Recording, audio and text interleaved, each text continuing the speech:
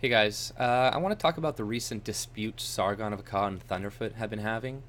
Well, after paying attention to this and watching the Sargon's last video, like, I really have a lot of reservations now when it comes to Thunderfoot, and I've lost a lot of respect for this guy. Like, ever since pretty much Trump's inauguration or election, like when he was the nominee, there's been this huge divide essentially between the skeptic community where we were all pretty much unified before it, right? On a lot of issues. Now, since there's been this shift and more liberal views and right wing views, this is where that divide has been happening. And the SJWs that they were criticizing for years and years, the more we go on, the more they look like SJWs.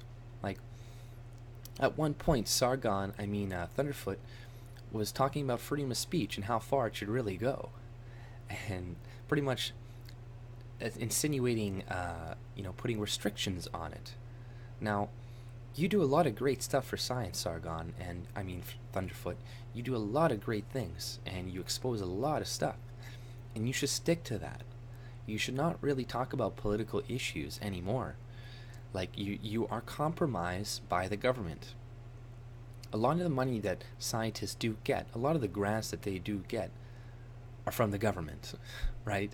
So it doesn't surprise me when people like Richard Dawkins and all these people that I really respected for a long time come out with these emotional arguments or arguing straw man arguments. Like, the whole thing between Sargon and Thunderfoot is saying that Sargon was saying that feminism had to do with this recent murder. This feminist skeptic killed his girlfriend, and people were talking about it, but nobody was saying that feminism caused this. But he made whole videos arguing this. And he's mad that people are having a negative reaction about this because he's like, oh, I do the same thing to Nina Sarkeesian and people like it, but I do it to Sargon and people don't. It's like, no. When you argue against Anita Sarkeesian, you're arguing actual points. When you're arguing against Sargon, you're creating things that he never said, and you're arguing those. And you're talking about banning freedom of speech like you're a fucking SJW, man. You become an SJW. And I think your ego is hurt that people are listening to Sargon, who isn't a scientist, who didn't go to school for as long as you, hasn't been on YouTube as long as you. They're listening to him over you. So this is hurting your ego. This is definitely, taking a jab at it. And you need to, like, get off your fucking high horse, man, and realize that you're wrong about a lot of stuff. You're wrong about Trump. You're wrong about Brexit. You shouldn't have said Remain. You do not care about people's rights. Like, this kind of exposes how a lot of these people are actually statist.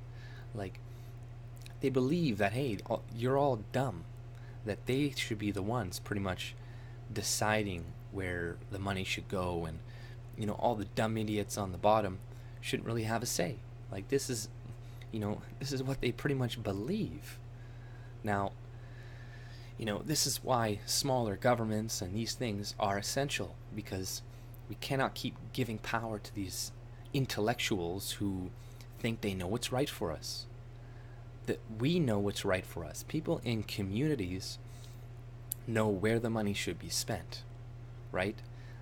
When somebody who's living in Washington, or somebody who's living in your parliament, or whichever government you have, lives far, many, many miles away from you, has never been in your community, how are they going to know how to direct the funds, the money? And this is this whole thing between the right and the left that has been exposed in the skeptic community. Like, there's statists, there's big government people, and then there's actually people who are for freedom. And this is where this clash has been happening, and this is where a lot of people have been exposed. Like, people should no longer even subscribe to Thunderfoot, in my opinion, because if he's talking about putting any type of restrictions on speech, nobody should be listening to him. Maybe just watch his scientific videos about science, and that's it. But even then, you don't really want to give somebody who's talking about this money. Because, like, what kind of society are you going to try to create when you're talking about putting restrictions on speech? Like, like I said before, like, he's become an SJW. It's fucking sad. It's really sad, and I really hope he, like, gets your shit together, but his ego seems massive. And, he still has a lot of validation from the people that really hate Sargon and people like him, because, they have an ideological, emotional connection to liberalism, to leftism. They believe they're in the right already. So they're never going to listen to other people's opinions. And, a lot of people on the right think they're right as well. But it seems to me that they're at least willing to listen to other opinions, not jump down your throat and call you, a fucking racist and this and that. Like, this is what these Sargon and people like Richard Dawkins are doing now. It's like I'm so disappointed in them. And I really hope they, like, learn, that they're on the wrong side of history. But, if you like my content, subscribe and have a great day. See